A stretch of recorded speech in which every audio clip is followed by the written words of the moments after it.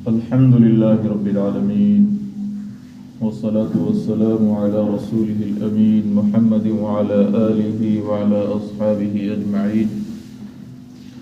أما بعد فأعوذ بالله من الشيطان الرجيم. بسم الله الرحمن الرحيم.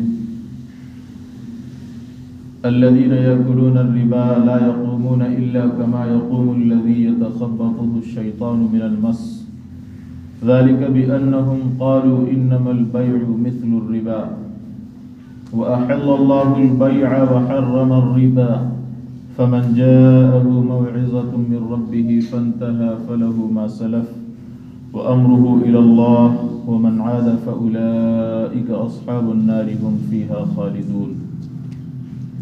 وقال النبي صلى الله عليه وسلم من أكل لقمة من الحرام ما يتقبل عمل 40 يوما أو كما قال عليه الصلاة والسلام. میرے محترم بزرگوں، دوستوں، عزیز ساتھیوں، اللہ رب العزت نے ہم تمام پر یہ احسان فرمایا کہ ہمیں ایک ایسی دھرتی پر پیدا فرمایا جہاں پہ کفر کا بول بالا ہے، لیکن انعام اس طور پر فرمایا کہ ہمیں یہاں دعوت کا جو کام ہے اسے کرنے کا اچھا موقع حاصل ہے۔ اللہ رب العزت چاہتے تو ہمیں ان لوگوں میں بھی پیدا فرما سکتے تھے جو اکثریت میں ہیں، میجورٹی میں ہیں۔ اس بات کا احساس اگر انسان کو ہو تو وہ اللہ کا شکر ادا کرتے ہوئے نہیں تھکے گا کبھی کہ یار اسلام کی دولت جسے سونے سے نہیں خریدا جا سکتا ہے، جسے روپے پیسے اور ٹکے سے نہیں خریدا جا سکتا ہے، اتنی بڑی دولت اللہ تعالیٰ نے ہمیں بن مانگے عطا فرمائی ہے۔ اللہ رب العزت نے جو یہ دولت ہمیں دی ہے اس کے کچھ تقاضے بھی ہیں۔ باتیں تو بہت ساری ہیں کرنے کی، کبھی دل چاہتا ہے حالات پہ بات کی جائے، لیکن جب اپنی معاشرت کو انسان دیکھتا ہے، معاشرت پہ نظر ڈالتا ہے، تو پھر طبیعت اس بات کی متقاضی ہوتی ہے کہ حالات سے زیادہ ضرورت معاشرت کو اور اپنے احوال کو سدھارنے کی ضرورت ہے۔ آج ہمیں شکایت یہ ہوتی ہے کہ ہمارے ساتھ ہمارے صدر کا سلوک صحیح نہیں ہے، ہمارے ڈسٹرکٹ کے کلکٹر کا سلوک صحیح نہیں ہے، یا پھر ہمارے جو ذمہ دار ہیں مکھیا کا سلوک صحیح نہیں ہے، ہمارے سے مراد مسلمانوں کے ساتھ۔ لیکن ہم نے کبھی اس بات پہ غور کرنے کی ضرورت نہیں سمجھی کہ بھائی اس کا رویہ ہمارے ساتھ برا کیوں ہے۔ آخر کوئی بات ہوگی، کوئی نہ کوئی وجہ تو ہوگی کہ وہ ہمیں گھٹیا نظروں سے دیکھتا ہے، وہ ہمیں پست خیال تصور کرتا ہے، وہ ہمیں کنزرویٹو سوچ والا سمجھتا ہے، یا پھر وہ ہمیں نقلی مسلمان سمجھتا ہے۔ آخر کیا وجہ ہے کہ مسلمان آج پس رہا ہے؟ کہیں ٹرینوں میں موب لنچنگ کی جا رہی ہے، کہیں ببانگے دوہر گولیوں سے بھون دیا جا رہا ہے، کہیں درختوں سے باندھ کر گو کشی کے نام پر ان کو تہہ تیغ کیا جا رہا ہے، کہیں جلا کر کے بھسم کر دیا جا رہا ہے، کہیں ٹکڑوں پہ بانٹ دیا جا رہا ہے۔ آخر کیا وجہ ہے کہ مسلمانوں کی حالت اتنی بد سے بدتر ہو گئی؟ اس کے پیچھے کاؤزز کیا ہیں، وجوہات کیا ہیں، اسباب کیا ہیں، اسے ہمیں دیکھنے کی ضرورت ہے۔ آج آپ جائیں کسی بھی آفس میں، نام دیکھتے ہی آپ کا پرچہ خارج ہو جاتا ہے، آپ کو نوکری آسانی سے نہیں ملتی ہے۔ کیوں؟ آخر یہی مسلمان تھا نا۔ آج سے 300 سال پہلے تک آپ دیکھیں تو جس کی حکومت تھی اور پہلے چلے جائیں تو یہی مسلمان تھا جس کی خلافت تھی، اور اسی مسلمان کے بارے میں اللہ نے کہا تھا وَأَنْتُمُ الْأَعْلَوْنَ إِن كُنتُم مُؤْمِنِينَ، کہ سربلندی تمہارے قدم چومے گی اگر تم ایمان والے ہو۔ حقیقتاً ایمان اگر تمہارے اندر ہوگا تو دشمن تمہارے سامنے ٹک نہیں پائے گا۔ ظاہر سی بات ہے صحابہ کا جو ایمان تھا اس کی جو کوالٹی تھی وہ ہم تو اچیو نہیں کر سکتے ہیں، لیکن جو کوانٹیٹی تھی، جن باتوں پر ان کا ایمان تھا ان باتوں پر ہمارا بھی ایمان ہے۔ پھر بھی آپ دیکھیں کہ صحابہ کی بالکل قلیل تعداد نے پرشین امپائر کو گرایا، رومن امپائر کو گرایا، ایران و فارس اسلامی سلطنت کے ماتحت ہو گئے، اور دنیا جو ہے حضرت معاویہ کی حکومت کے زمانے تک 62 لاکھ مربع میل تک جو ہے اسلامی حکومت قائم ہوئی دنیا کے اندر۔ تو آخر کیا وجہیں تھیں، کیا اسباب تھے کہ مسلمان ترقی پذیر ہو رہے تھے، اور آج مسلمانوں کے ساتھ یہ ظلم کیوں ہو رہا ہے؟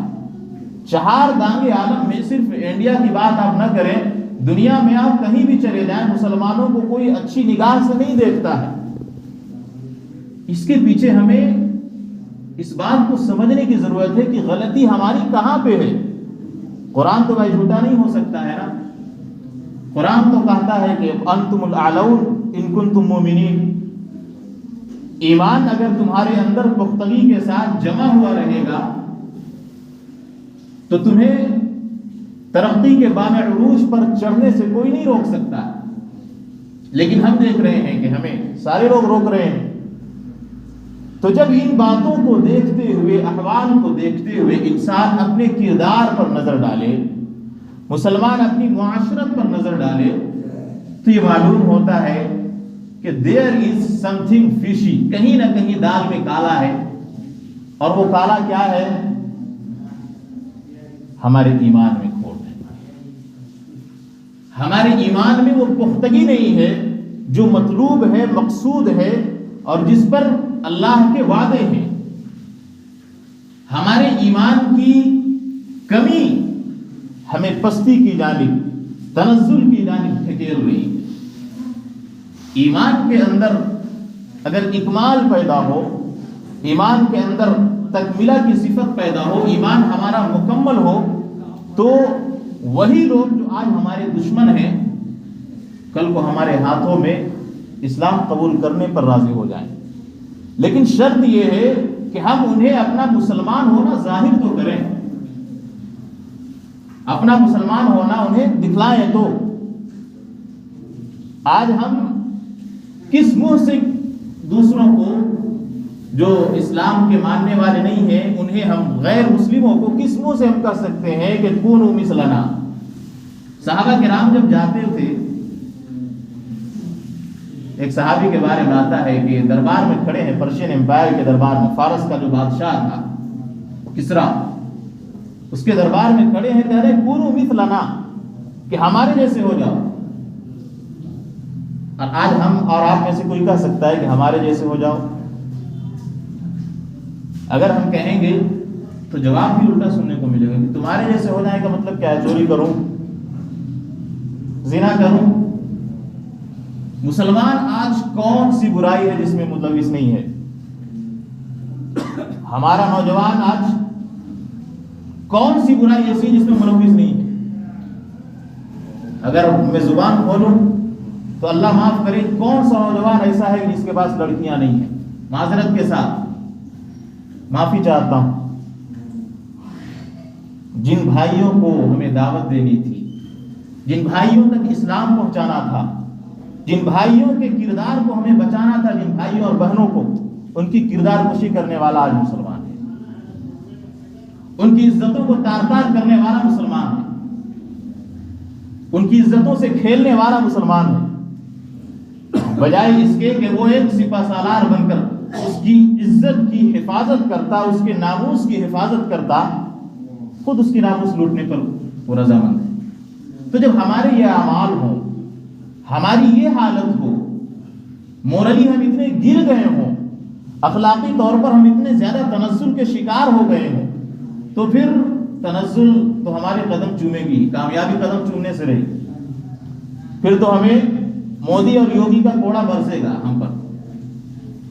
اللہ تعالیٰ قرآن میں فرماتا ہے وَلَنُذِيقَنَّهُم مِّنَ الْعَذَابِ الْأَدْنَىٰ دُونَ الْعَذَابِ الْأَكْبَرِ لَعَلَّهُمْ يَرْجِعُونَ، کہ ہم انہیں چھوٹے چھوٹے عذابوں کا مزہ چکھائیں گے، کیوں؟ لَعَلَّهُمْ يَرْجِعُونَ، تاکہ وہ رجوع کریں۔ یہ اللہ کا فیصلہ ہے جسے قرآن میں اللہ تعالیٰ نے بیان فرما دیا۔ خیر، بات یہ چل رہی تھی کہ معاشرتی طور پر مسلمان کتنا گرا ہوا ہے۔ میرے دوستو، یہ تو اخلاق کی بات تھی۔ آپ دیکھیں کہ کاروباری طور پر لین دین میں ہم کتنے گرے ہوئے ہیں۔ صرف کلمہ پڑھ لینا انسان مسلمانوں کے لیے کافی نہیں ہے۔ اتنا آسان ہوتا نا اسلام تو حضرت حسین گلا نہیں کٹاتے، صحابہ کرام پاگل نہیں تھے، بیوقوف نہیں تھے کہ انہوں نے اپنے گھر بار کو چھوڑ کر کے اسلام کے لیے وہ دوسرے وطنوں کو روانہ ہو گئے۔ اتنا آسان نہیں ہے اسلام۔ اور یہ جو ہمارے ذہنوں میں ہے کہ بس کسی کا انتقال ہو گیا، قرآن خوانی کر لی، الامان والحفیظ، کیا پڑھتے ہیں کیا نہیں پڑھتے، قرآن پر تو جتنا ظلم ہو رہا ہے کسی چیز پر اتنا ظلم ہو ہی نہیں رہا۔ ہیاں کنابود اور ہواں کنستعید کر کے پڑھ کے بخش رہے ہیں، اور اسی میں ہم مگن ہیں، خوش ہیں کہ بس مردے کی تو بخشش ہو گئی۔ ہم یہ نہیں کہتے ہیں کہ مردے کی بخشش نہ ہو، اللہ مغفرت فرمائے، لیکن جو ریالٹی ہے اسے فیس کرنا چاہیے۔ حقیقت کیا ہے؟ قرآن پڑھنا ہمیں نہیں آتا ہے، قرآن کیا کہتا ہے وہ باتیں ہمیں معلوم نہیں، تو ہم مسلمان کیسے؟ جب ہم مسلمان نہیں ہیں تو ہمارے اوپر تو ظلم آنے ہی آنے ہیں۔ اللہ کا فیصلہ ہے، تم اگر راہ راست پر نہیں رہو گے تو وَلَنُذِيقَنَّهُم مِّنَ الْعَذَابِ الْأَدْنَىٰ، چھوٹے چھوٹے عذاب کو میں دوں گا۔ اسلام میں ایک بہت ہی شدید ترین بیماری، بلکہ مرض بولنا چاہیے، یا اسے کسی بھی لفظ سے تعبیر کر لیں، جس کی خباثت میں، جس کی شناعت میں، جس کی قباحت میں اور جس کی برائی میں کوئی شک نہیں ہے، اسے ہم سود کے نام سے جانتے ہیں۔ آج کون سا مسلمان ہے جو سود سے بری ہے؟ اب بتائیں نا، ہے کوئی ایسا مسلمان؟ الا ماشاء اللہ۔ بھائی کچھ تو لوگ ہوں گے جن کی وجہ سے دنیا چل رہی ہے، کچھ تو ایسے لوگ ہوں گے اللہ کے نزدیک جن کی وجہ سے اللہ تعالیٰ دنیا چلا رہے ہیں۔ سود کے بارے میں، سود میرے دوستو اتنا بڑا گناہ ہے، اتنا عظیم گناہ ہے، کفر سود سے بڑا گناہ ہے۔ کفر کے بارے میں اللہ نے فرمایا ان اللہ لا یغفر ان یشرک بہ، کہ شرک جو ہے کبھی بھی اللہ تعالیٰ معاف نہیں کرے گا۔ لیکن اس کے ساتھ بھی اللہ تعالیٰ نے جنگ کا اعلان نہیں کیا اس کے ارتکاب کرنے والوں کے ساتھ، لیکن جب بات آتی ہے سود کی، ربا کی، اللہ فرماتا ہے فَأْذَنُوا بِحَرْبٍ مِّنَ اللَّهِ وَرَسُولِهِ، کہ اگر تم سود کھانے سے باز نہیں آؤ گے، سود لینے سے باز نہیں آؤ گے، سودی کاروبار کرنے سے باز نہیں آؤ گے، تو تیار رہو مجھ سے اور میرے رسول سے جنگ کے لیے۔ اب بتائیے، ہم نے اللہ کو اپنے مقابلے میں جنگ کے لیے کھڑا کر رکھا ہے، تو ہم ان دشمنوں سے کیسے مقابلہ جیت سکتے ہیں؟ پھر آتے رہے UCC، آتا رہے NRC، آتا رہے CA، کچھ بھی نہیں ہونے والا۔ جب تک کہ ہمارا تعلق اللہ سے مضبوط نہیں ہوگا میرے دوستو، اس وقت تک ہم دشمنوں سے نہیں جیت سکتے ہیں۔ آج کسی مسلمان سے آپ بولے کہ بھائی سود کا کاروبار حرام ہے، کتنی ساری لوجکیں وہ پیش کرتا ہے کہ نہیں بھائی اس زمانے میں حرام ہوا کرتا تھا، کیونکہ اس وقت نبی صلی اللہ علیہ وسلم کے زمانے میں لوگوں کے پاس کھانے کو چیزیں نہیں تھیں، اس وقت کوئی انسان مانگتا تھا پیسے اور پھر کوئی نہیں دیتا تھا تو وہ انسانیت کے خلاف تھی، کیونکہ اگلا بندہ بھوکا مرتا۔ لیکن آج جو ہم پیسہ سود پہ دے رہے ہیں تو لینے والا بھی اتنا فقیر نہیں ہے کہ وہ بھوکا مر رہا ہے، اور دینے والا بھی نہیں ہے۔ لہذا اس زمانے میں علت کچھ اور تھی، آج علت کچھ اور ہے، لہذا آج کا جو سود ہے وہ حرام نہیں ہے۔ یہ لوجک پیش کر کے بندہ خود بھی ایمان سے نکل گیا۔ اپنے کاروبار کو حلال کرنے کے لیے، اپنے بزنس کو شرعی طور پر درست بتانے کے لیے ہم نے اسلام کی گردن پہ بھوتری چھری چلائی ہے، تیز والی بھی نہیں۔ جہاں سے موقع بن پائے اسلام پہ حملہ کرو اور اپنا کاروبار حلال اور درست سمجھو۔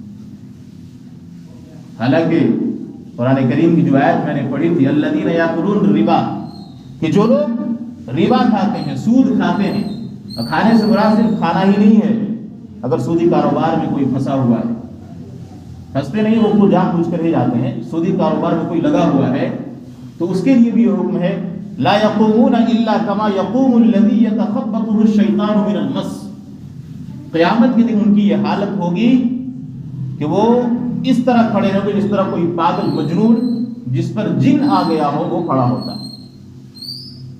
ذالک بانہم، یہ اس وجہ سے ہوگا، قالوا انما البیع مثل الربا، انہوں نے کہا کہ بیع تو ربا کے جیسا ہے، سود اور تجارت تو ایک ہی ہے۔ بہت سے لوگ یہ لاجک دیتے ہیں کہ بھائی آپ کسی کو 10,000 روپے دے رہے ہیں بطور قرض کے، اور آپ نے اس سے کہا کہ میں 1,000 زیادہ لوں گا 1 مہینے کے بعد، یہ سود ہو گیا۔ اسی شخص کو 10,000 کا ایک موبائل آپ نے 10,000 میں خریدا اور اسے 11,000 میں بیچ رہے ہیں، تو کفار کا یہ کہنا تھا کہ بات تو دونوں برابر ہی ہے بھائی، 10 کا آپ 11 میں مال بیچ رہے ہیں، وہ سود نہیں ہے، وہ تجارت ہے، اور 10,000 جو آپ نے دیا ہے اسے، اس کا فائدہ ہوا، اس کا نفع ہوا، وقت پہ اس کا کام آیا، تو اس کے بدلے اس سے ہم 1,000 لے رہے ہیں، تو کون سی قباحت ہے، کون سی برائی؟ اللہ تعالیٰ نے اس کا جواب دیکھیے کیا دیا۔ اس کے پیچھے اللہ نے جو جواب دیا ہے صرف اور صرف یہ ہے، احل اللہ البیع وحرم الربا، کہ اگر تو تم مسلمان ہو، اگر تو تم اپنے آپ کو سبمٹ کرتے ہو اللہ کے کمانڈمنٹ کے آگے، اللہ کے احکام کے آگے، تو سن لو، ربا کو میں حرام کرتا ہوں، قرار دیتا ہوں، اور بیع کو حلال کرتا ہوں، بس یہی جواب۔ حالانکہ اس کے سامنے بہت سے جوابات دیے جا سکتے تھے، لیکن اللہ تعالیٰ نے صرف ایک جواب دیا، اگر مجھے مانتے ہو تو پھر سود چھوڑ دو۔ اور قربان جائیے رسول اللہ صلی اللہ علیہ وسلم کے صحابہ پر کیسے لوگ تھے۔ اللہ کے رسول نے جب یہ آیت نازل ہوئی ہے تو خطبہ دیا اور فرمایا کہ سود جو ہے آج سے ختم، اور سب سے پہلا سود جو میں ختم کر رہا ہوں، میں اپنے گھر سے ختم کر رہا ہوں، اپنے چچا کا۔ پھر بعد میں تمام صحابہ نے ختم کیا۔ آپ دیکھیں کہ سود کی وجہ سے پوری دنیا کے اندر ایک تعداد ہے لوگوں کا، ایک گروپ ہے مالداروں کا، وہ امیر سے امیر ترین ہوتا جا رہا ہے، اور غریبوں کا جو طبقہ ہے وہ غریب سے غریب ترین ہوتا جا رہا ہے، پستا جا رہا ہے، کیپٹلزم جسے کہا جاتا ہے۔ یہ چیز اس زمانے میں بھی تھی، رسول اللہ صلی اللہ علیہ وسلم کے زمانے میں بھی تھی۔ یہود بڑے زور و شور سے سود پر جو ہے رقم دیا کرتے تھے، کسی کو دے دیتے، بھائی مہینے کے بعد تم دے دینا، اب مہینے کے بعد اس سے بن نہیں پڑا، اس کے پاس پیسوں کا انتظام نہیں ہوا، اس نے کہا کہ بھائی میرے پاس تو ہے ہی نہیں، تو لوگ کہا کرتے تھے کوئی بات نہیں ہے، اگلے مہینہ تم ڈبل کر کے دے دینا، یعنی 10 لیے تھے، 11 واپس کرنے تھے، اب 12 دے دینا، دوسرے مہینے میں نہیں ہوا تو تیسرے میں 13 دے دینا، 14 دے دینا۔ اسی کو قرآن نے کہا لا تاکلوا الربا اضعافا مضاعفا، کہ سود کو ڈبل کر کے مت کھانا۔ اس کا یہ مطلب نہیں ہے کہ اگر کوئی کم پیسہ لے سود میں تو یہ حرام ہے، نہیں، یہ بھی حرام۔ تو عرض کرنے کا مقصد یہ ہے کہ سود اتنی خبیث ترین گناہ ہے، آپ اس کی شناعت کا اور اس کی قباحت کا اندازہ اس بات سے لگائیں کہ اللہ کے رسول صلی اللہ علیہ وسلم نے فرمایا کہ سود کھانا، میں کیا بتاؤں، زبان کانپتی ہے ایسی بات بیان کرنے سے۔ دنیا میں 2 چیزیں ایسی ہیں جن کو دیکھنا بھی عبادت ہے، ایک تو والدین کو دیکھنا عبادت ہے، خانہ کعبہ کو دیکھنا عبادت ہے، اور بھی چیزیں ہیں، قرآن کریم کو بھی اگر کوئی دیکھتا ہے ثواب کی نیت سے تو عبادت ہے، والدہ کو ثواب کی نیت سے دیکھنا عبادت ہے، والدہ کے بارے میں، والدین کے بارے میں قرآن نے کیا کہا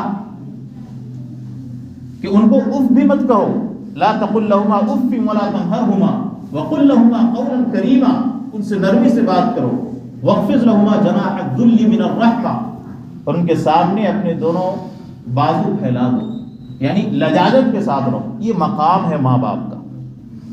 اب اگلی بات سنیے اور دل پہ ہاتھ رکھ کے سنیے۔ اللہ کے رسول فرماتے ہیں اگر کوئی شخص سود کا پیسہ کھاتا ہے تو اپنی ماں سے 32 مرتبہ سگی ماں سے زنا کرنے کے برابر اس کو گناہ۔ سوچئے کتنی خبیث ترین گناہ ہے سود، لیکن آج کے مسلمان کو فکر ہی نہیں، صرف ہم روئیں گے کہ بھائی ہمارے ساتھ مودی نے یہ کر دیا، یوگی نے یہ کر دیا، ہم اسی لائق نہیں، ہمارا انجام یہی لکھا ہوا ہے۔ آج کون ایسا شخص ہے جو یہ کہہ دے کہ ہمارے تجارت میں، ہمارے کاروبار میں سود کا کوئی دخل نہیں ہے، الا ماشاءاللہ، ایکسیپشنز آر آلویز دیئر، وہ تو ہے، میجورٹی کی میں بات کر رہا ہوں۔ اب بتائیں نا، سود کی بہت ساری قسمیں ہیں، بہت ساری قسمیں ہیں، جن میں سے ایک قسم مجھے خبر ملی کہ گروی کا بھی سسٹم چلتا ہے لوگوں میں، کہ کسی نے کسی سے کچھ رقم لیے اور گروی کے طور پر زمینیں رکھ دی، گاڑی رکھ دی، گھڑی رکھ دی، مثال کے طور پر کوئی جانور رکھ دیا، تو یاد رکھیے اس کو عربی اصطلاح میں کہتے ہیں راہن، مرتہن اور مرہون۔ راہن کہتے ہیں جس شخص نے پیسہ دیا، گروی وہ پیسہ دینے والے شخص کو راہن کہتے ہیں، مرتہن کہتے ہیں پیسہ لینے والے شخص کو، اور بدلے میں اس شخص نے ضمانت کے طور پر کہ بھائی اگر میں نے یہ رقم آپ کو نہیں دی تو آپ میرے اس گھر کو بیچ کر کے رقم وصول کر لیجیے گا، میری اس گاڑی کو بیچ کر کے رقم وصول کر لیجیے گا۔ تو یہ جو گھر ہے، گاڑی ہے، اس کو کہتے ہیں مرہون یا پھر گروی رکھی ہوئی چیز۔ اب فقہا نے یہ مسئلہ لکھا ہے کہ اگر کسی شخص نے آپ کو گھر دیا ہے بطور گروی کے، you can not use that home, آپ یوز نہیں کر سکتے ہیں اس گھر میں، اگر تو آپ اسے یوز کر رہے ہیں تو یہ سود ہو جائے گا، گرچہ مالک کی رضامندی ہے، گرچہ جس نے آپ سے قرض لیا وہ کہہ رہا ہے کہ بھائی تم یوز کر لو، لیکن پھر بھی آپ یوز نہیں کر سکتے۔ اور یہ برائی بہت ہی زیادہ عام ہے مسلمانوں میں کہ ہم کسی کی چیز کو اپنے پاس رکھ لیتے ہیں کچھ رقم کے بدلے اور پھر اس کو استعمال بھی کر لیں دھڑلے سے، جبکہ یہ بالکل میرے دوستوں ناجائز ہے، یہ سود ہے۔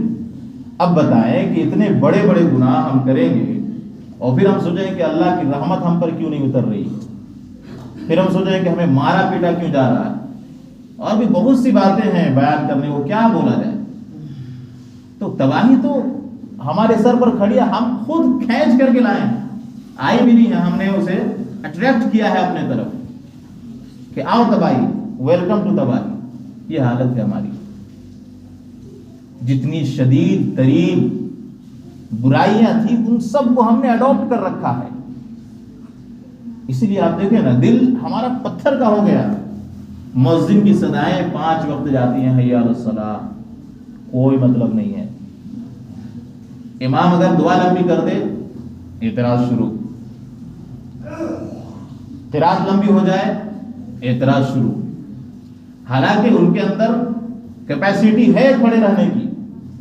اور جو لوگ یہ کہا کرتے تھے کہ بھائی ہم 5 منٹ کھڑے نہیں رہ سکتے ہیں، ڈی مونیٹائزیشن میں پتہ چل گیا کہ 4 گھنٹے بینکوں کے باہر کس طرح بوڑھے بھی کھڑے ہو گئے۔ راشن لینے جائیں، بینکوں کے باہر لائن لگانے میں، راشن لینے جانے میں پاؤں میں تکلیف نہیں ہوتی، لیکن اللہ کے سامنے کھڑے ہونے میں تکلیف ہوتی ہے۔ تو ہمارے ایمان کا تو یہ لیول ہے۔ اچھا یہ لیول کیوں آیا؟ بس بات میں ختم کر رہا ہوں، وجہ ہے کہ ہمارا دل مردہ ہو چکا ہے۔ اللہ کے رسول صلی اللہ علیہ وسلم نے فرمایا، آخری حدیث میں بیان کر کے بات ختم کرتا ہوں۔